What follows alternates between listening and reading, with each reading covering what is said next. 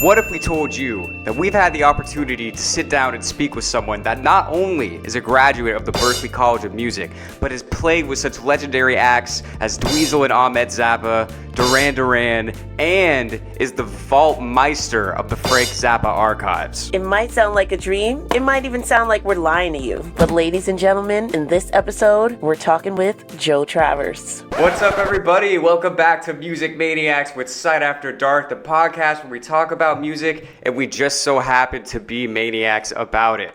This is a very special episode. Today, we have the percussion master, the Vaultmeister, the terrorizer on the drum riser, Mr. Joe Travers. Wow. Everybody at home, stop what you're doing and clap if you'd like. Oh man, so thank you so much for doing this. This is very exciting.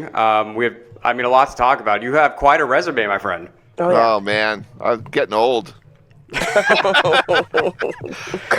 No, you're like Gen X. You're young forever.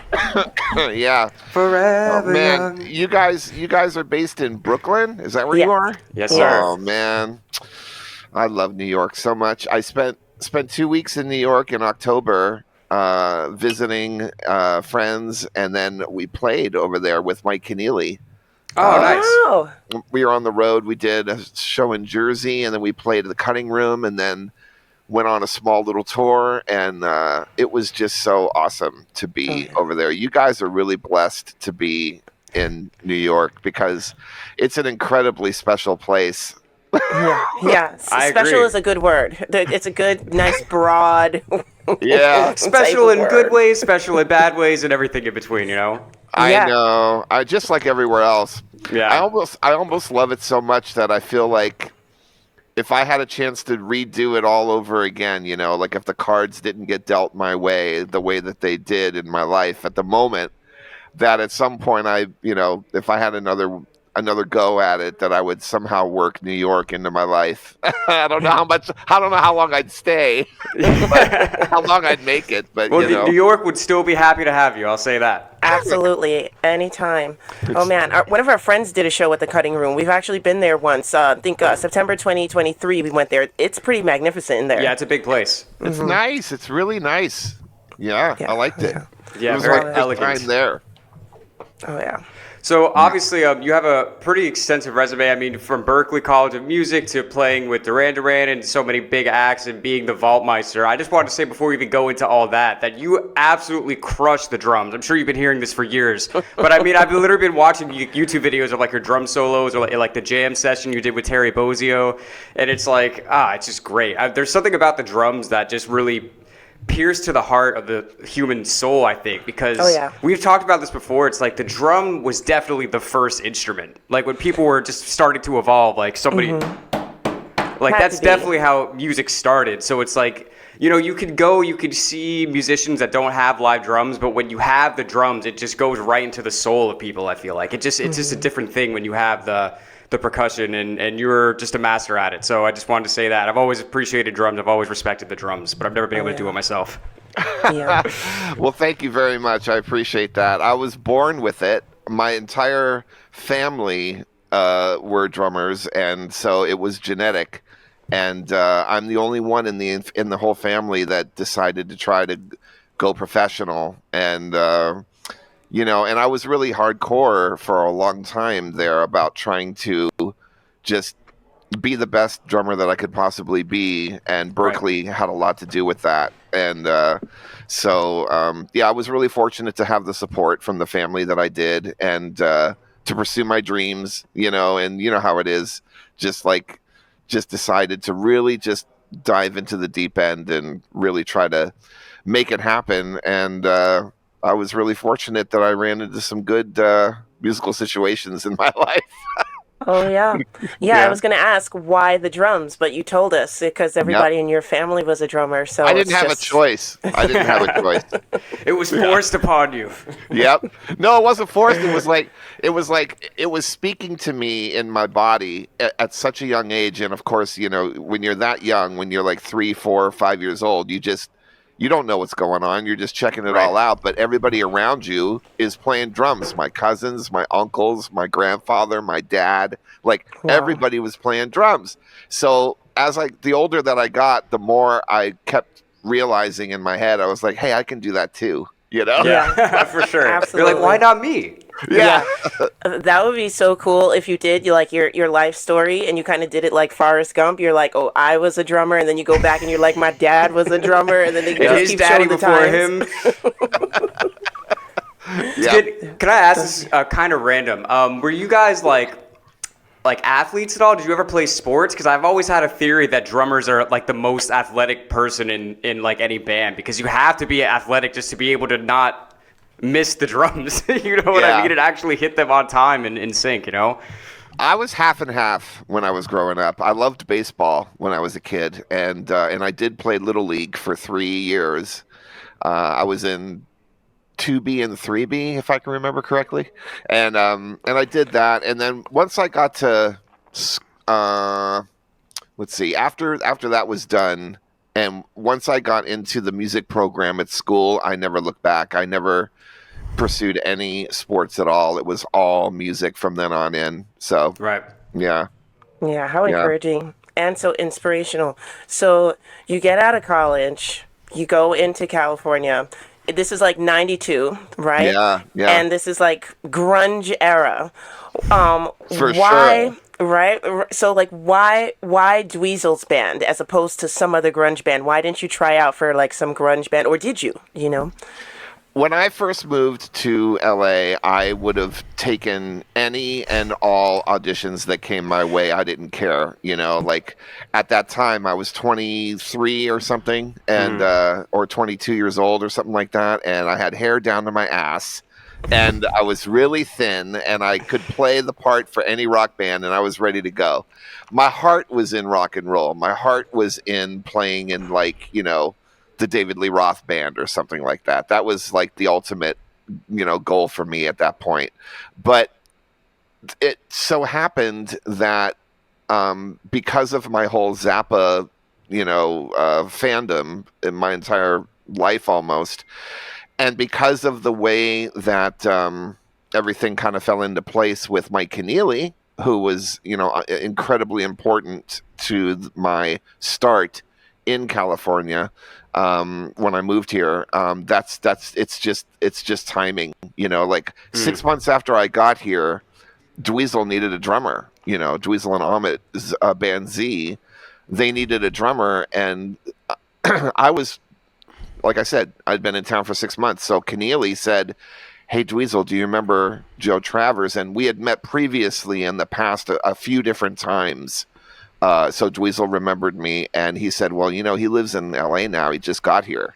And he was like, well, give me his number. So Just like that. And that's how it started. And then I basically got, you know, I got the audition. I went down there. Check this out. You guys are musicians, so you'll appreciate this. I went on a Friday, and I went down there, and I met Dweezil, and I met Mike, and Mark Coy, who was Frank Zappa's monitor engineer. They were all at Joe's garage, and I went down there, met everybody, and Dweezil handed me a copy of Shampoo Horn, the album. It hadn't been released yet, and he Sick. said, "Here, learn this, and come back on Monday." Now you know how long that album is, and you know how hard that stuff is. So. Holy. 79 minutes of music or something, and I memorized all of it. Wow. By the time I got back on Monday, I literally, because I said to myself, this is it. This is my one-shot deal right here. Like, this is what I've been waiting for my whole life, and there is nothing that is going to get in my way of doing the absolute best that I can do. So what is the best that I can do? Going into that audition, and anything that they call, anything that they say, I'm ready. Oh my gosh. That was my point. You're like, I just got to be ready for anything. And so I completely obsessed on the record for, like, you know, 48 hours, just writing stuff down, learning every song, you know, trying to get it in my head as best as I could. And that's exactly what happened. I went back in on Monday, and they started calling tunes, and I knew all of them, you know, or at least I could get through all of them. And that was it. They they said, "You're the guy," and that was the day that changed my life forever. Amazing. Oh my goodness. Much respect. I can't even count past 4, so that's crazy to me. Right? What a story. It feels like it just happened. I feel like saying congratulations. It feels like it just happened. It's like, Yeah. but then sometimes it feels like another lifetime ago too. It's crazy. Well, it's The way just that- understand that. cosmic timing or cosmic debris, some may say. yeah, yeah. What, okay, so, you said anything that they called. Now, I remember a story of Steve Vai talking about when he auditioned for Frank, and Frank called out the most outrageous things for him to do. Did Dweezil and Ahmet call out anything outrageous for you, or just play the songs? Well, no, it was more about learning the songs, playing the songs, and then there was like Dweezil would play some riffs and say, play along with this, and then he was testing to see how quickly I could, play back things that he would spit out at me, and so that went really well too. That was the strength of Z. I just want you to know is that Mike and myself and Dweezil and well, it was Scott Tunis first, but then Brian Beller after Scott. All of us were. It's like we were like. It was like instant gratification. It was instant spontaneity. Like if Dweezil played something, not only could we play it back at him immediately, but we would retain it and we would remember it. And that's like an alien kind of a thing. Like when you have 3 band members that are on the same wavelength that have that same talent, literally you can do anything. And Dweezil could write anything he wanted, and we were right there with him the whole time. And it wasn't like, 3 days later we were like, how did that go again? Like, nope, we knew it. We had it down. We were ready. Like we were writing constantly. We were playing constantly. It was like a 5-day, retainer thing. So every single day as a band, we were just grinding it out. And it was just unbelievable how talented that combination of musicians were. It was sick. Yeah, I was just watching you guys yesterday when you did Conan back in like whatever year that was. Yeah, that was our first. Your hair was flowing, I have to say. Oh, yeah. You were not lying. That was awesome seeing you guys. I mean, I don't know. Like I've just been doing ever since we had this schedule. I've just been doing like a dive on you guys and you in particular. And it's just been so fun to watch and see you do your thing over the years. And I'm really curious. So I don't know if this is correct. This was what it said just on like an internet search. So you got really into Frank when you were like really young, like 10 or so? Is that true? Yeah. How is that even possible? Because I'm 31 and sometimes I listen to Frank stuff and it blows my mind. It's like what was it about the 10-year-old you that was like so gravitated towards Frank Zappa? Well, by the time I was 10, I was immersed in music constantly. My family were always spinning records. My mom spun records constantly. My dad was in bands, so I was going to see my dad play drums live.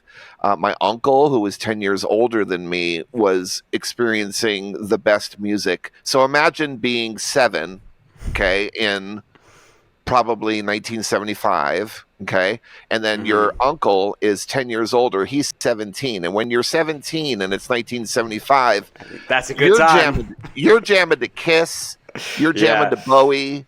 You're jamming to T-Rex. You're jamming to all these, Rush, all these bands that were happening at the time. Todd Rundgren, Alice Cooper, like all those classic killer rock bands were doing it at that time, and it was all brand new. And Gary, my uncle, was buying those records when they were happening in real time, and I was the 7-year-old coming over to the house to listen to them with them.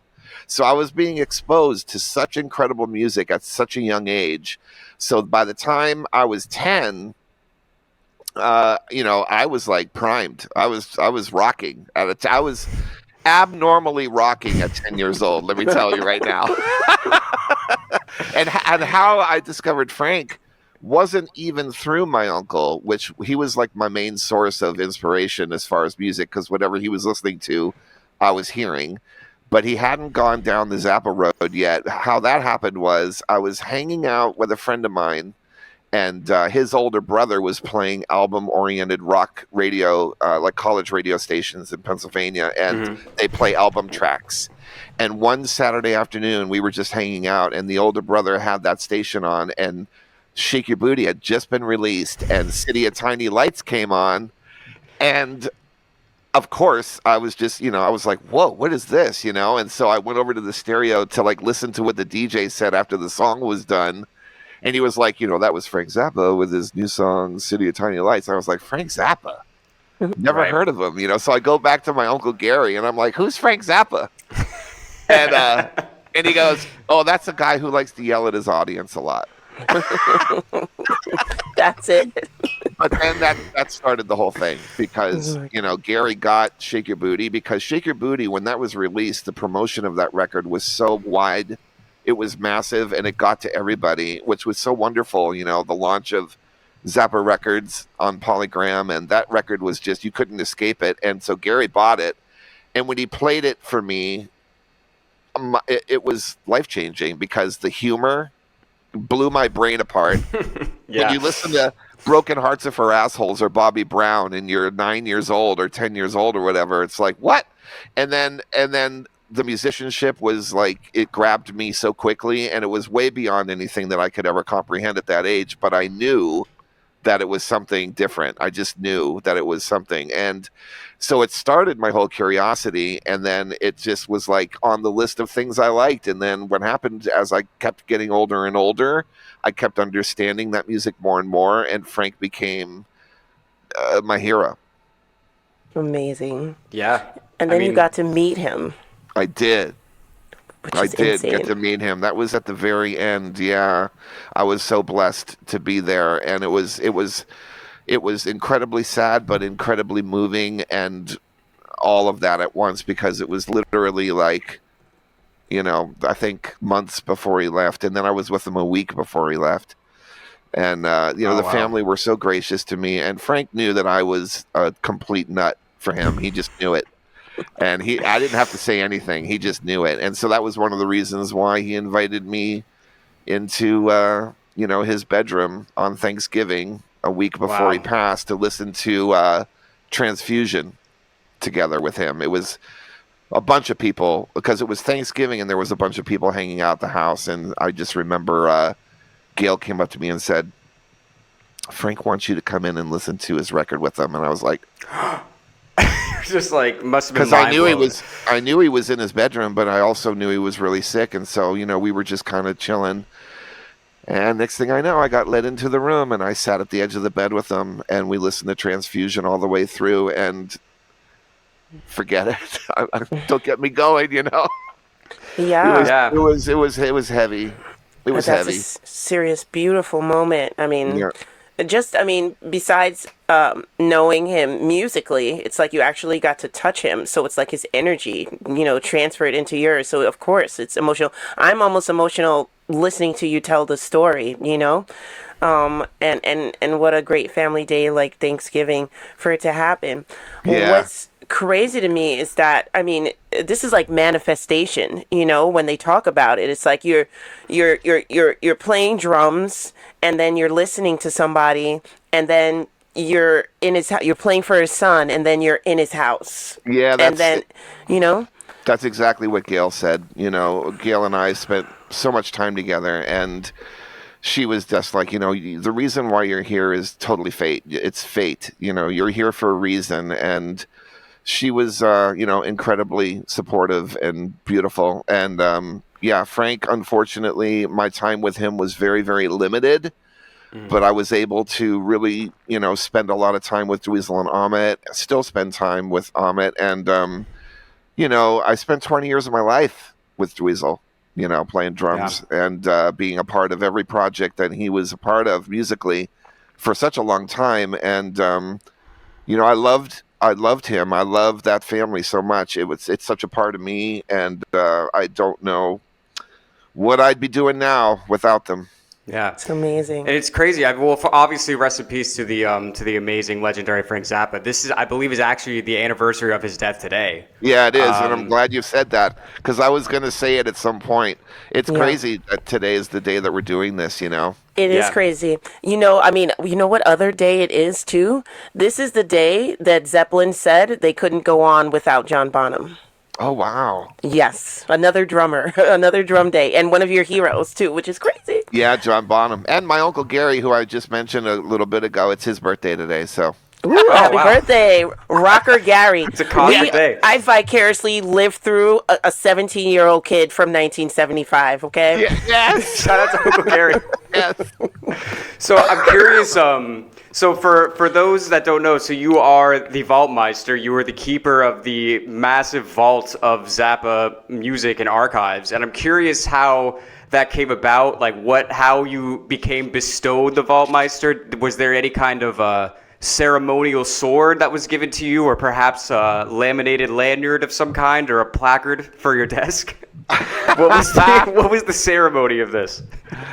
Well, the position existed before I became the Vaultmeister, but then it opened up. And one day, it just was, again, it was just fate. One day, because I'm such a huge fan of Frank, the Frank was gone. It was 1995, and Spence Chrislew and Dave Dondorf were still working at the house. They were working for Gail and working on projects and just kind of business as usual, kind of like doing the same things that they would do if Frank were still alive.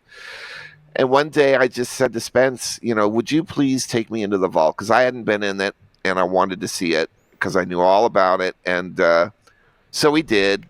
And we went in there and I was, like looking at everything going, oh my God, this, and do you know what this is? And I was telling Spence, holy shit, this is, the Petit Wazoo tapes, and I was just, we were in there for like maybe 5 minutes, but he was so impressed that he went back to Gail and he said, hey, Joe knows more about what's in that vault than any of us or any of you.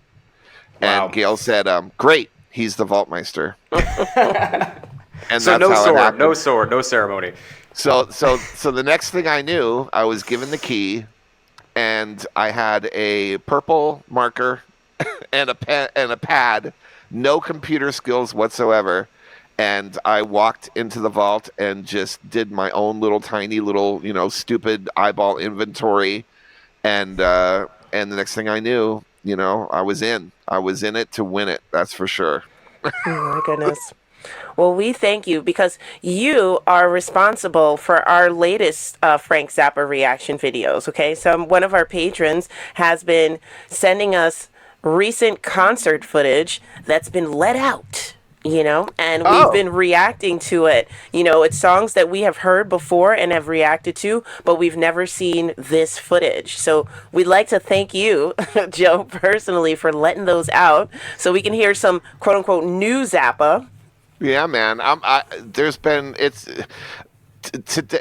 My gosh, I've been a fan for so long, and I've been through all of the ups and downs of what it was being a Frank Zappa fan, all through the Ryko years and the early Gale years, and all that stuff, and how long it took to get things rolling after Frank passed with releases and the lawsuits, and our hands were tied with contracts that with Ryko and all this, and how long, how hard it was for Gail to get her mind into, doing a mail order company and doing stuff from the vault. And it was just, and everybody was chomping at the bit for stuff. And now look what's going on. It's literally incredible to be a Frank Zappa fan right now. The amount of stuff that we are, releasing, and how blessed we are to have Universal and that machine behind the man's legacy, making the awareness and keeping the legacy alive, and giving me a chance to share with the world the things that I found over the last 20 25 years, really. Right. And it's just a dream come true. I'm so grateful, and I hope that everybody that are hardcore fans of Frank, and anybody that's just a regular fan, is just enjoying the amount of stuff that's been happening, because it wasn't like that. It wasn't like that in the past. It's a good day to be a Frank Zappa fan nowadays. Absolutely. Because, you're a musician and a virtuoso, a great musician, a legend, but then you're also like a tech. You're also like a music doctor. Because I was reading when you went into the vault and you said like the music was dying. It was dying on tape and it was dying on the older modules of technology, and you had to transfer them into newer mods of technology. Can you explain that? Because, like, how I never thought that like a tape would have an issue playing like 30 years from now. Why is that? Well, what happens is that the in the case of audio tape, tape is made out of different formulations, and there's acetate tape from the 60s, and then they switched to what is called a back coat tape, which is like a silicone back coat, and acetate tape, for the most part, if it's stored well, lives on. It does pretty good shelf life wise over the years. But backcoat tape has not lived on because, and not to get too wrapped up in details here, boring details, but basically there is a lubricant that is inside of a backcoat tape that keeps the oxide particles onto the back. It's like a glue and a lubricant that keeps the oxide onto the back coat. So that when you play it, it goes by the tape head, and that lubricant and that glue breaks down over time, especially if it's not stored correctly. And one of the reasons why it broke down is because in the early 70s and late 60s, they would use whale blubber oil as a lubricant, and then they switched to a synthetic lubricant for obvious reasons, right? And that synthetic lubricant did not last. So 20 years down the road, it goes away and it just evaporates. And so if you try to play that tape without the lubricant, and when the glue breaks down, it just turns to mush and it just dies. Okay. So the people who make the tape, which was like Ampex, the corporation Ampex, who was the one that had the most problems, they came up with a solution, which was to heat treat the tape. So if you put the tape into a convection oven, and not just a regular oven, it has to be a convection oven, because a convection oven does two things. It keeps the air circulating a certain way. It's very thorough circulation of the air. And then also convection ovens and or small food dehydrators, they go down to 120 degrees. You can't go real high with the heat. You have to go really low. So it needs to be a very steady, low heat for about 12 hours. And that actually re-adheres the oxide to the broken down, chemicals that's supposed to be there.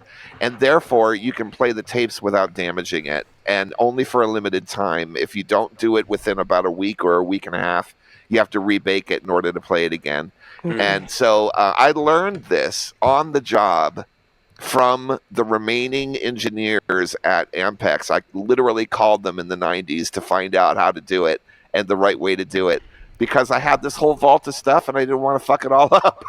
Yeah, for real. So what you're saying is we should bring back whale oil.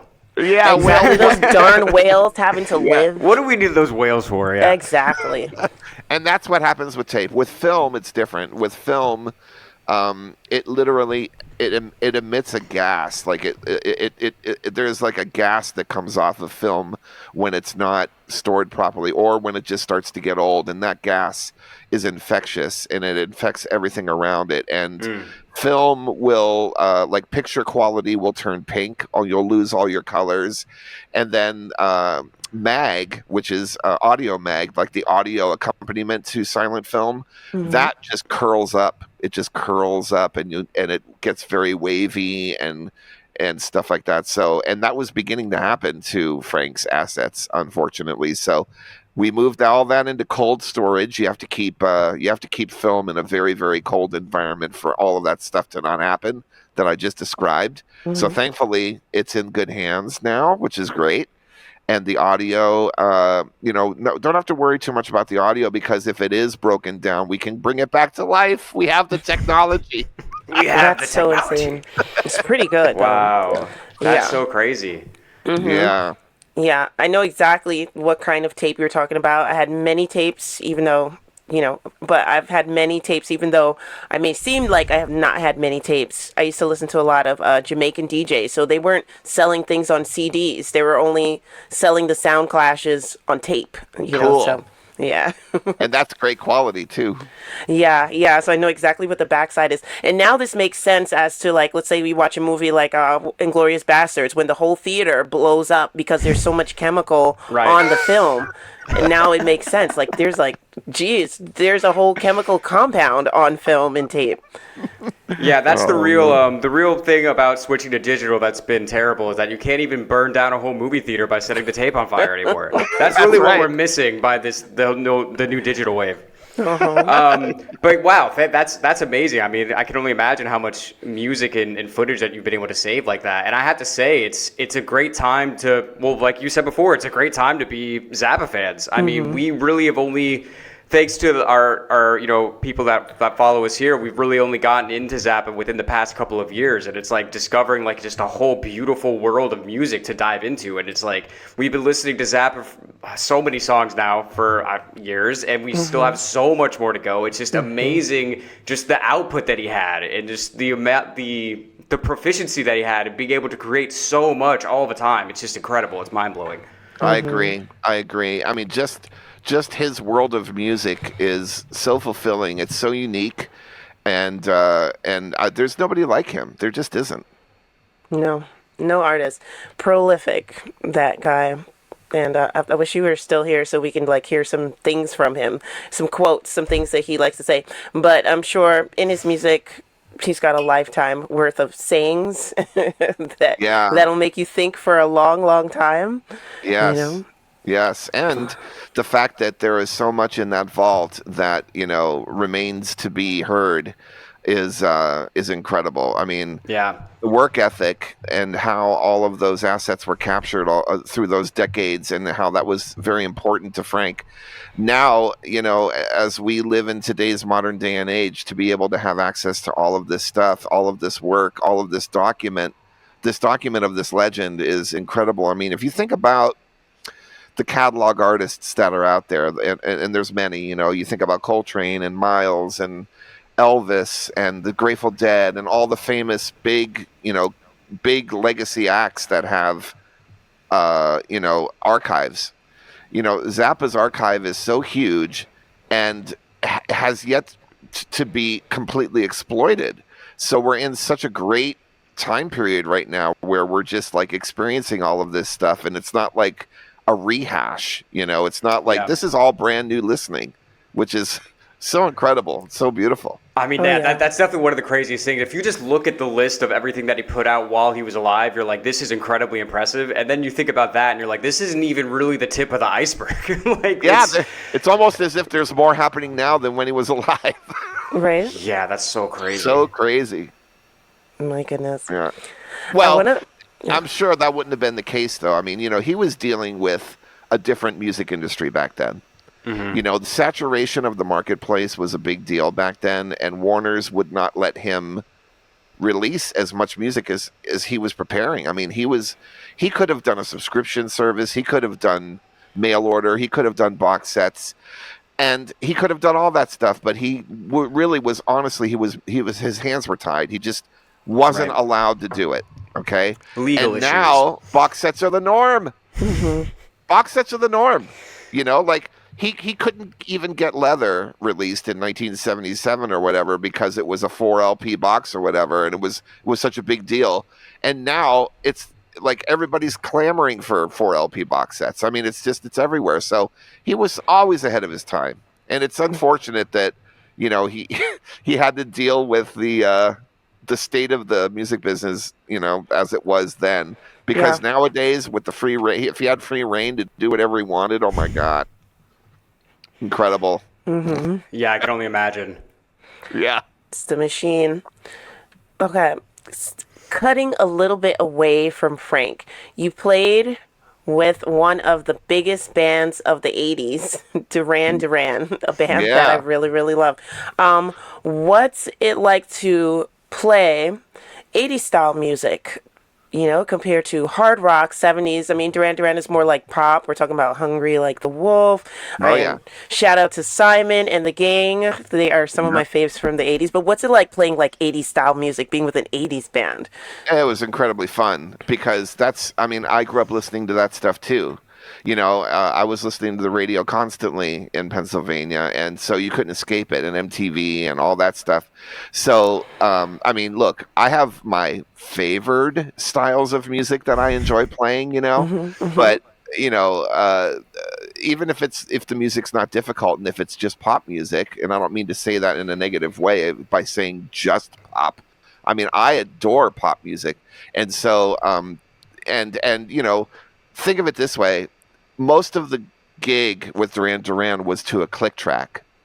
So I had a safety net on almost every single song that I was playing. So really, I was just going along for the ride. As long as I knew the forms and played the beats the way that they're supposed to be played, it was such an easy gig, and it was so fun. And I loved the music, and I loved working with Warren Cucurullo because Warren and I have had an incredibly rich musical partnership for a long time, and he was the one responsible for getting me into that situation. The drummer that was working with Duran Duran at the time had scheduling conflicts with Jeff Beck, and so the spot That's a good problem to have. yeah. And so that's how it happened. The drum spot got open, and Warren knew that I was in the background saying, "You better call me because I would love to do it." And I had already recommended my friend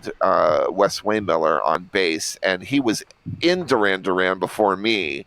So it was only a matter of time before I ended up squeezing my way in there, and it was an amazing time in my life. I mean, thank God it happened when I had hair, and I looked good, and I could pull off the image, and I was in my early 30s, and I lived the dream literally because when I was a kid, I grew up with a lot of glamorous rock and roll bands, like Fantasy. It was my fantasy to see Kiss. It was my fantasy to see Alice Cooper. All of this glamorous, rock and roll fantasy stuff that was just swirling in my head as a young kid.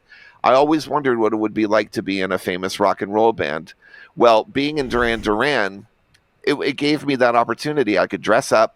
I could live the part. Live the I fantasy. Could tour the world, and girls were all over the place, and the crowds were very, very loud, and it was the loudest I had ever heard crowds, like deafening loud when you walk on stage. I mean, I was playing with a band that was just, they're mega, and they were so admired by their peers, not just the audience and their fandom, but the bands that we were on the bill with. They would always the modern bands of that time would come to the dressing room just to say hello to Simon and Nick, and all that stuff. And I could see how revered they are. And I knew that I was in a really in a really blessed place to be experiencing that. And it didn't last long. I was only there for 2 years, but the experience, it wasn't easy the whole way through. It was kind of hard sometimes. With all the traveling and all that stuff. But once I was with them, once I connected with them and then I was on the road with them, everything was really fun. It was really, really fun. I got to live that kind of a lifestyle for a little bit. Reflex. And I'm glad you brought that up. I actually wanted to ask you. So we're actually in the process of trying to get our first tour together as a band sometime next year. And I was curious, what is the longest you've been on the road? What's the biggest tour you've done? And then what's your favorite or biggest venue that you've played? Oh my gosh. I've been on the road off and on for months. Zappa Plays Zappa toured a lot in the early years. I think we averaged about 5 months a year, something like that. And Duran Duran kept me very busy, and that was tough because I was traveling internationally a lot. So I was traveling from here to London, back and forth a lot, and then world traveling with them. We played in Russia. We played in Japan. We were, all over Europe, and that was incredible experiences, definitely. I think that when we were in Venice, Italy, with Duran Duran, that might have been some of the most special times where it was just like I felt like I was in a romantic fantasy world in Venice, Italy. Like the food was unbelievable, the fans were unbelievable, the architecture, the water, just everything was just. I knew that it was special when it was happening, and I'm so glad that I was able to appreciate that kind of stuff at a younger age. Like in my 20s and 30s, touring the world and playing shows like that instead of working towards that and then getting to do that in my 50s, let's say, but when it's so much harder it's so much harder on you mentally and physically to tour, especially internationally and especially post COVID now. It's just it's brutal. It's brutal. Wow. But I was really fortunate to be able to have those experiences at an age where I could deal with it and it wouldn't affect me as hard. And it was amazing. But I think that Venice, Italy, and Japan were pretty much standouts for me. And I loved playing in London too. I thought London's a really special place. As far as international places, being on the road, no matter who I was playing with, whenever I played in London, it was always great. And Japan. Nice. Yeah. And I wish you guys all the best of luck with your tour. It's so hard nowadays to do it. The numbers, it's so hard to make the numbers work because everything is just more expensive. Like the gas for the buses or the vans or Right. the food is more expensive. The traveling is more expensive. The ticket prices have to be more expensive. Therefore, it limits the audience's budget. So the audience has to be there. You have to sell a lot of tickets in order for it to work. And it's a brutal industry right now as far as touring, and I wish you guys all the success and the luck, and just have the greatest time when you do it, because it's a different world out there when you're touring. Yeah. Yeah. Thank you. That sounds like a thank you. loaded statement. Yeah. We'll take it. Yeah, definitely.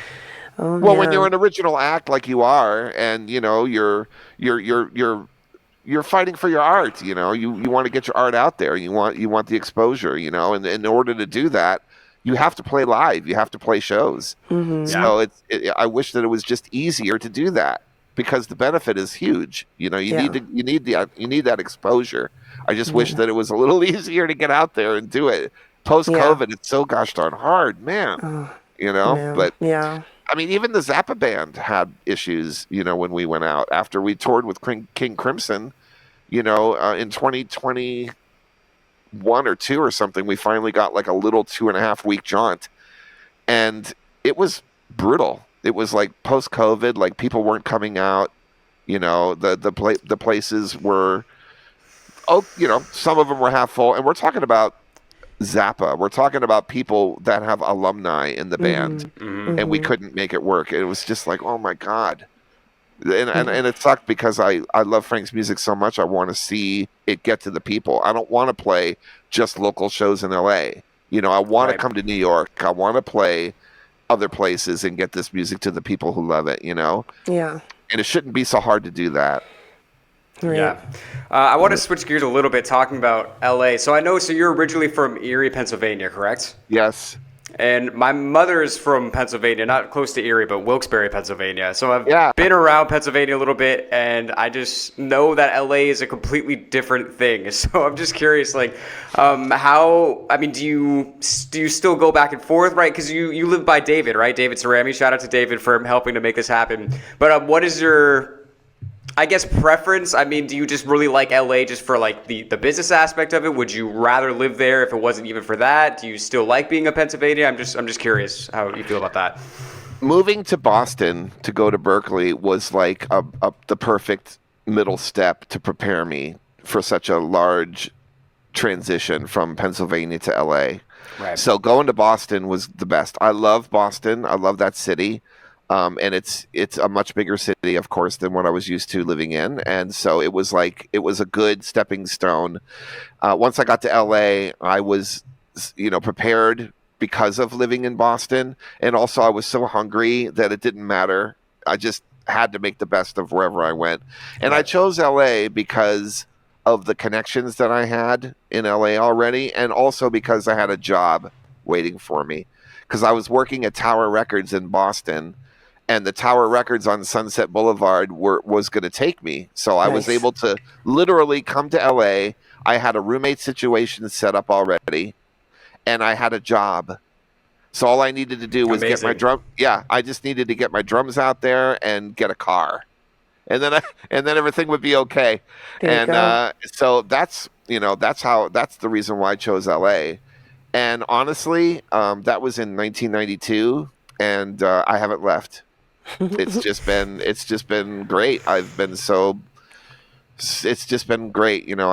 I do love Los Angeles. I love the network of people that I'm surrounded with and the people I work with. And I'm very grateful for the opportunities that I've had in my career from living here and being in the right place. And, when you're a musician and you're in your formative years and you have that decision, it's like, okay, you either go to New York or you go to Nashville or you go to LA. It's one of the two. And what I noticed Yep. is a lot of people that went to New York, or went to Nashville, eventually they just came here. They came to LA later on anyway. I just bypassed all that. You cut out the middleman. Yeah. Yeah. Yeah. I But get the it. Zappas, the Zappas were here. Right. The Zappas were here. Keneally was here. A job was here. So it made so much sense for me to just come here and just take a shot at it and see how it was going to work out. Okay. And here we are now. And here we are Exactly. now. Do drummers hang out with drummers? I just imagine you all hanging out. Like, do you hang out with Joe Vitale? Like, do you know him? Do you know other drummers? Who are your drummers that you like or that you hang out with, if you do? We do. We do. Okay. Especially at like music events. They usually congregate to come and see other people play. And that's cool. That's really cool. Yeah, I have a good rapport with most drummers around town, and I'm the house drummer for the Whiskey A Go Go for this event called the Ultimate Jam Night, and I love the Whiskey A Go Go, and we do it we used to do it every week, but now post COVID, I think it's like once a month, and that's always a really great event because Chuck Wright, you can do your research. He's a veteran in the music industry, plays bass. He's been in so many great bands, and he's responsible, along with another team of people, to keep that night alive. And that night, in my opinion, literally brought back a scene to the Sunset Strip, rock and roll and musicians coming out. And, it's a free show, but it's a really great variety of local musicians that come together and play different themed events once a month. And I've been doing that now for, I don't know, almost 10 years. And it's great when all of the people, all the drummers, all the different musicians come out and just make the scene at the Whiskey and have a drink and play on stage. And, it's just a good hang. And so I get a chance to see a lot of people on nights like that. Yeah, I would love to go there. That place became famous to me because I saw the Doors movie, and I'm a huge Doors Doors, fan. yeah. So, of course, I'm definitely drinking whiskey when I go there. Yeah. Are you going to go there or just go? Yeah. I'm definitely going to go. It's a magical place. It really is. You definitely need to come out here and make the rounds, Yeah, Go to for the Viper sure. Room, go to the Whiskey, and Oh, yeah. go to the Strip, just see it all. It's still happening. Yeah, I mean, we hope to be there next fall. Or that's what we're trying to line up. So we would love to get there and catch that event that you're speaking of. I mean, we didn't know about it, but that sounds awesome. Keep in touch. Keep in touch. I'll get you a VIP table.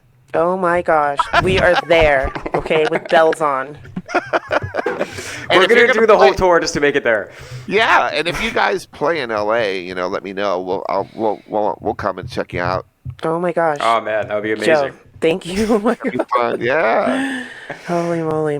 Oh man. Who are you currently listening to now? Now, I know you're busy. You got to learn things. You're the house drummer. You're the Vaultmeister. Are you listening to anybody leisurely? If old or new, who are you listening to? Whew. Music is my daily thing. Without music, I'm nothing, honestly. It's my best friend. I'm a single guy. I'm 57 years old. I've been through a lot of stuff in my life, and music has always been there for me. So Every day is music, and I'm always going to record stores and just kind of hanging out and buying way too many records and just constantly immersed in music. And of course, Frank Zappa is in the forefront because I work with his music daily, not just And what's funny about Frank is that not only am I like working, on the projects that we're always getting ready for releases and stuff, but I also do listen to him leisurely or recreationally too as well. So it's like it's constant Zappa for me. It's crazy, but I do try to keep an eye on newer bands. I'll tell you a couple of new bands that I like. Have you guys ever heard of the Beths? No. Okay, they're from New Zealand. They're indie. They're great. Nice. They just released, I think, their 5th record, I think.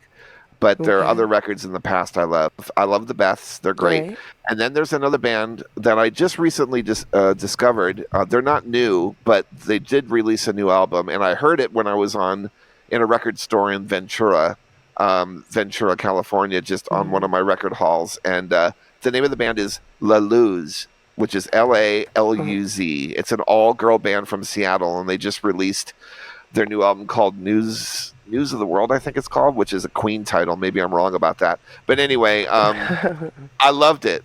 It was just playing in the store, and I was like, this is great. What is this? So it was good to hear new sounds from new bands for me, because I don't really do a lot of modern listening. I don't listen to a lot of new music. Like I remember when I was in Amoeba recently, and they were like this. I think the new Sabrina Carpenter record had just been released.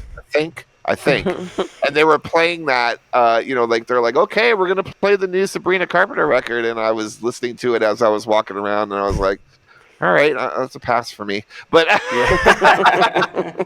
but and I listen to a lot of classic stuff. I listen to a lot of 60s and 70s music. I listen to a lot of jazz. I do like some modern classical, modern meaning like the stuff that I've been introduced to through Frank. Like I love Stravinsky and Varese and things like that.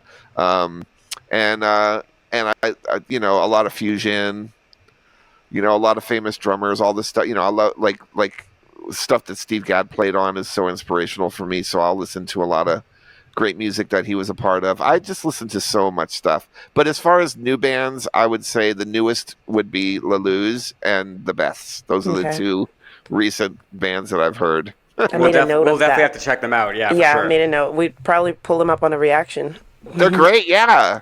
We should totally do that. Is there a specific song that you think we should check out? Whatever you say, we'll react to it. I'll say that right now. Listen to the song that got me for the Beths was I'm Not Getting Excited. That's what it's called. It's called I'm Not Getting Excited. That was the one that got me. I heard that and I was like, wow.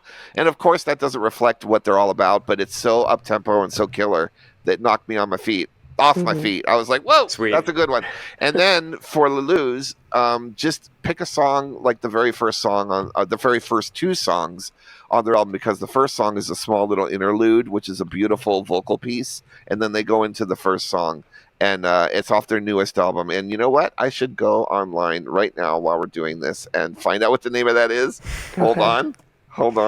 Well, I have to say, your enthusiasm is contagious, and I want to literally listen to it right now, but I'm like, I can't if we're going to do a video for it. Yeah. It's called... I got to hold off. It's called... hold on. It's called News of the Universe. That's the name of their new album. Oh, so they've expanded from just the world. Yeah. News of the Universe. Good for them. So check that stuff out. Yeah. All right. We will La Luz. That means the light. Is it? Pretty nice. Mm-hmm. Oh, that's great. Yeah. I guess they used to be like a surf band, right? Interesting. And they're an all-girl surf band from Seattle.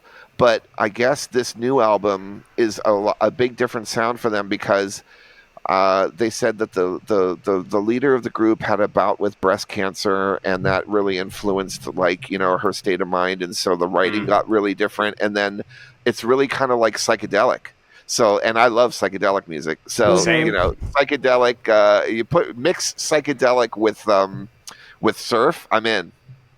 Nice. Yeah, that's a good combo. Yeah.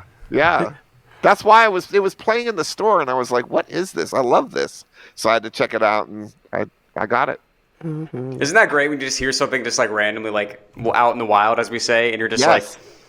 I don't know what Yes. that is, but I need it in my life now. I love it. I love Yeah. that. I love that. I love going to record stores and being exposed to stuff. It's such that's what, Record Store Day was trying to keep around, is that experience of going into the store and physically buying music and being part of, a vibe and energy and the air of music and being around other people that are in the same boat as you. It's like that is the shit I grew up on. Yeah. I looked forward so much to saving my money every year and going on a record haul in Cleveland, Ohio every summer with my Uncle Gary, because we didn't have used record stores in the 80s in Pennsylvania. They weren't that common. And the bigger cities they did have used record stores. And so I'm talking like I was 13, 14, 12, 13, 14, saving my money. I think one year I saved like $60. And I walked out of, my record haul with a records this thick, and I was so excited. It's like that's all I care about when I was a kid was records. That's it. I was such a record buyer. Yeah, Crazy. and that's such an experience, and I feel like having that experience, you almost feel like when you find something like really like, I guess, unknown, that's like you have the physical copy of it, I feel like you must feel almost so much more connected to it than just now, like if someone just sends you a link or something, you're like, I had to go there. I had to find this. I went through racks and racks of stuff to get this. Totally. And bring it back home with me. And Totally. it is sad. Like, I mean, I feel like we came up kind of like on the tail end of like actually going to like record stores and stuff. But like, I think about that now. It's like people growing up now will never know what that's like. No. And there's amazing stores where you are, because every time I go there, like I told you with my friends to go to New York, we always go to record stores when I'm there. And there's such great ones all over the place. So yeah, you should definitely do that. And, vinyl is king now in the industry. And, it went from, a format that nobody cared about, and then the Record Store Day situation kind of brought it back into the forefront. And believe me, it did achieve its goal at bringing back vinyl and bringing back the experience of record stores, because now, and I believe me, I'm like deep in it with the Zappa, with Universal and with the Zappas, and they prioritize vinyl for everything that we do, because everybody's buying vinyl now again, which is so wonderful. I'm happy about it because it's keeping the business alive. It's keeping physical alive in today's day and age. And I know it's expensive, and I buy used vinyl mostly, but because of the cost. I mean, it is expensive, but if you could just every once in a while, if you splurge and you get the new Zappa record on vinyl, it's like it's worth it, because it's so, that experience is there, the music is there, the nostalgia is there, it's all there. It makes it fun, and that's why I am so daily doing it. I spin records every night before I go to bed, because it's like good for my soul. Absolutely. Yeah. Something about that sound. Exactly. Like the sound is so warm, and it's funny because everything is cyclical. Because like there literally was like probably 20 years when nobody was buying vinyls. Exactly. And now it's like it's the coolest thing, because not only does it sound better, it sounds warm, it has that feel that you just can't replicate digitally, but you can actually. Sifa and I have talked about this all the time. You can actually hold the art, and it's like buying an art piece as well. You know what I mean? Right. It's like the art of obviously it's art, but the art of the album cover is such a beautiful thing that even when you're talking about CDs or just like a little screen, like little corner of the screen, it's so lost. But when you're actually holding this piece, you can actually look at it. You can see all these details that you probably wouldn't have noticed on a smaller scale. It just adds such another dimension to it. It adds such another physical, beautiful dimension to go with the music. Yeah. Dan, let me expand on that for a second, because you go. are so on it right now. When I was a kid, okay, that was all that I had, was the pictures on the album. When I got Billion Dollar Babies by Alice Cooper, there was little punch out cards that had shots of every band member and a few live shots, and I would play that album and I would stare at those pictures, and I had no moving picture reference, nothing on TV, no internet, nothing. So all you had were those pictures and the audio. And it left so much to my imagination as a young boy, just sitting there like, what could this possibly look like? What could this possibly be like live? Like, you just don't know because you don't get to see it. So it leaves all of this, like I was talking about fantasy world, like, it just enriched my whole little brain. Like, that was what I did. Kiss records, just, they made it so fun because you got these little tchotchkes in the Kiss records. You got a poster, you got a gun, you got a mail order form, you got all these little things. And that even made it more fun. Nowadays, with the internet and YouTube and everything like that, those days are over. Any young kid that discovers, let's just say Kiss, for instance, they have days and days of footage that they can instantly watch at the click of a button. So the gratification factor is right there. It leaves nothing to the imagination. And that's just what the generation is used to these days. They're used to that. I didn't have that. So album art was so important back then. And Zappa's packaging was very thought out and very calculated, and it grabbed you, and it was so perfect. It was the perfect mix of the music that was with it. And the experience of that is what our age group grew up with. And so that nostalgic experience that you're talking about, all that real estate in the art and how important that is what I still enjoy to this day, because that was such a part of my life back then, and it was such an important part of it, and I think a lot absolutely it because of the generations, but that's one of the nostalgic reasons why I love vinyl so much, is because of that. It's just a part of me. And it's good that people are experiencing that now again, I think. Oh yeah. The way that you described it, almost in my head, it's like kind of like reading the book versus watching the movie.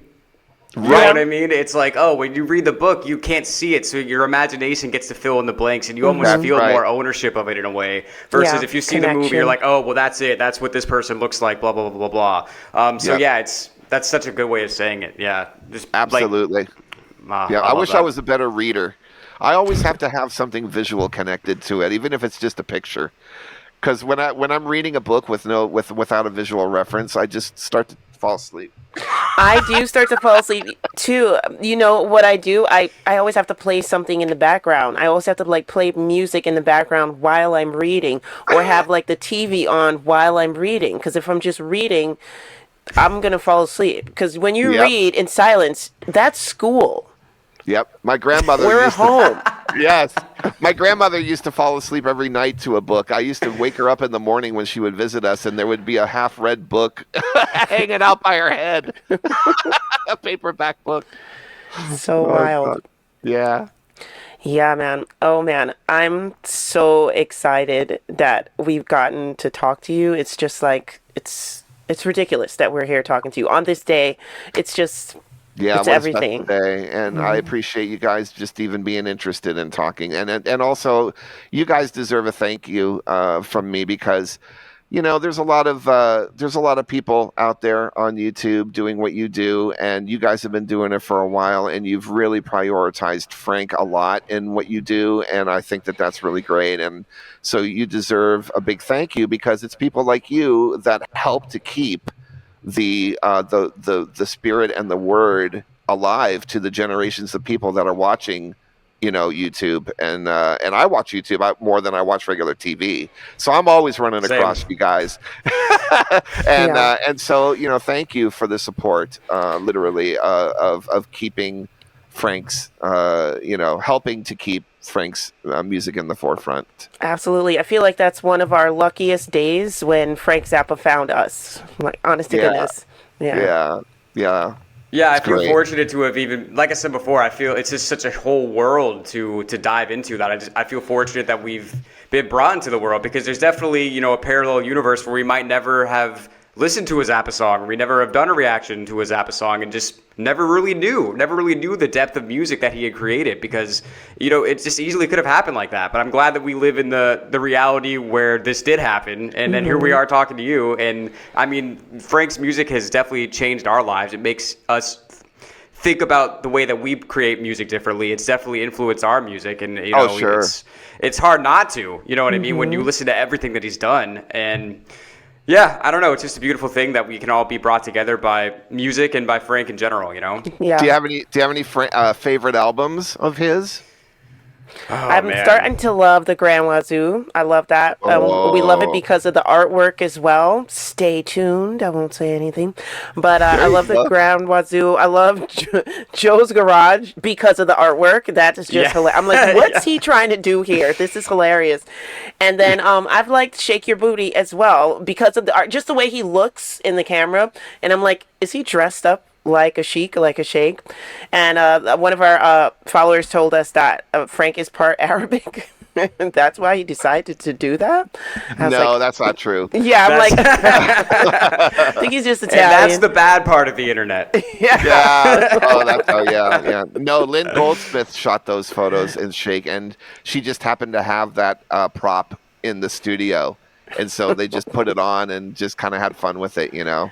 Yeah. And then leave it to Frank to come up with that name, because I Yeah. think originally that Shake Your Booty was going to be called Baby Snakes. That was the original name of the album, Okay. and then it's switched. Okay. Yeah, Oh, we got and the Baby those- Snakes movie. yeah. And then Joe's Garage, you know, that album photo session happened years before. That was in 1976, and it was shot by Norm Seeff. And if you look at the other outtakes, you know, it wasn't just the grease paint that he had done. They did Red. They did like Pie in the Face. They did all these different experimental things. He had like dots on his, like dots. Like the makeup person was going crazy on Frank that day. It was really fun. And Yeah. so it wasn't just the grease paint look grease or the whatever. Yeah, it was Yeah, like yeah. because we've reacted to Pie in the Face. I remember that picture. Yeah, He's got a pie in his face. Yeah. It was used for the reissue of Leather, that album. You can see some of the outtakes from that session on the artwork for Leather, the CD. Yeah. Yeah. Why do I call it lather? I don't know But I why. used to too.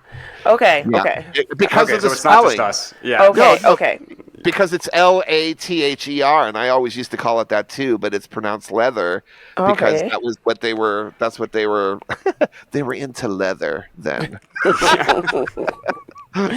Yeah, I mean, there's so many great Frank albums. I mean, I love Apostrophe, I love Overnight Sensation, I love obviously Joe's Garage.